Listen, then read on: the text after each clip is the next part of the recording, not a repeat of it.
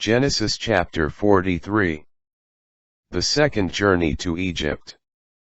Now the famine in the land grew severe. So when they had used up all the grain they had brought from Egypt, their father said to them, "Go back and buy us a little more food." But Judah replied, "The man strictly warned us. You shall not see me unless your brother is with you. If you are willing to let our brother go with us, we will go down to buy food for you. But if you are not willing, we will not go down." Because the man told us, "You shall not see me unless your brother is with you."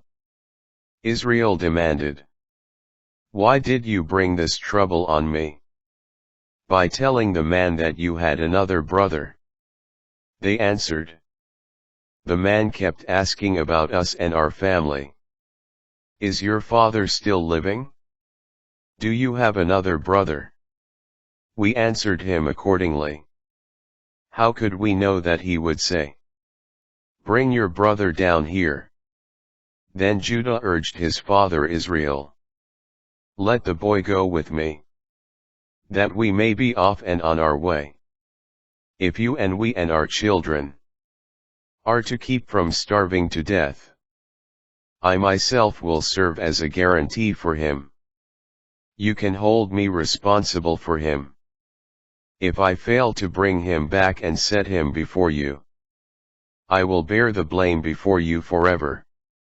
Had we not delayed, we could have been there and back twice by now. Israel their father then told them, "If it must be so, then do this.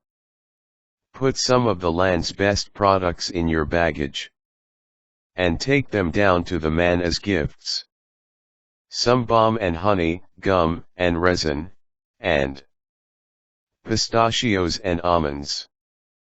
Also take double the money along, for you must return the amount that was put back in the mouths of your bags.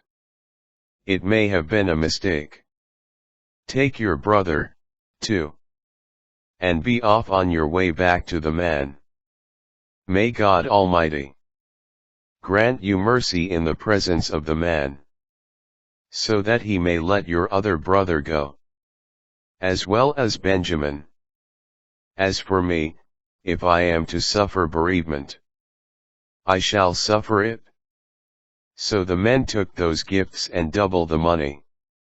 And Benjamin, they made their way down to Egypt, and presented themselves before Joseph. When Joseph saw them and Benjamin, he told his steward, "Take the men into the house, and have an animal slaughtered and prepared, for they are to dine with me at noon." Doing as Joseph had ordered, the steward conducted the men to Joseph's house. But they became apprehensive when they were led to his house.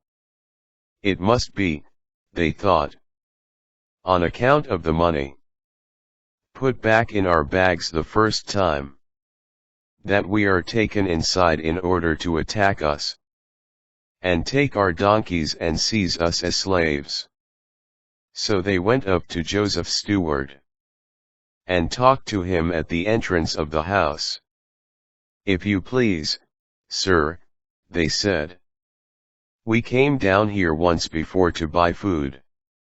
But when we arrived at a night's encampment and opened our bags, there was each man's money in the mouth of his bag, our money in the full amount.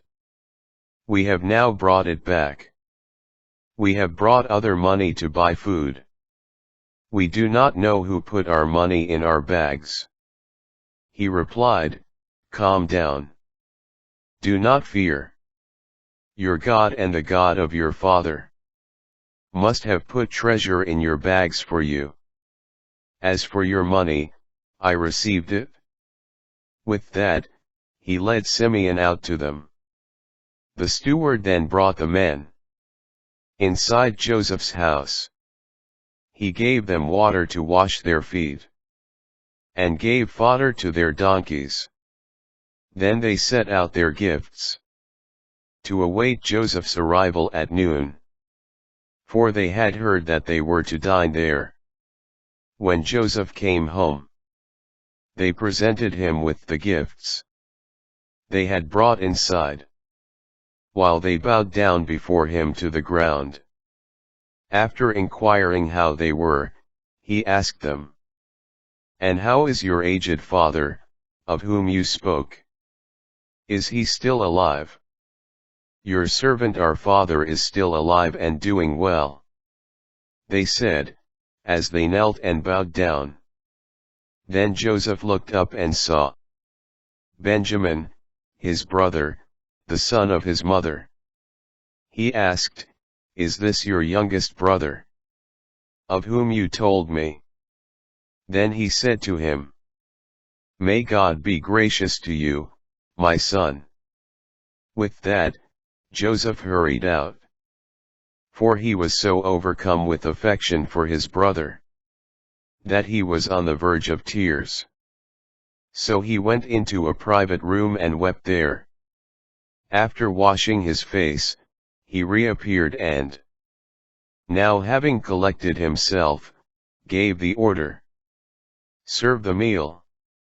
It was served separately to him, to the brothers, and to the Egyptians who partook of his board. Egyptians may not eat with Hebrews. That is abhorrent to them.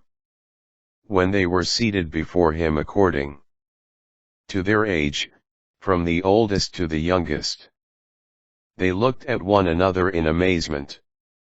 And as portions were brought to them from Joseph's table, Benjamin's portion was 5 times as large as anyone else's. So they drank freely and made merry with him.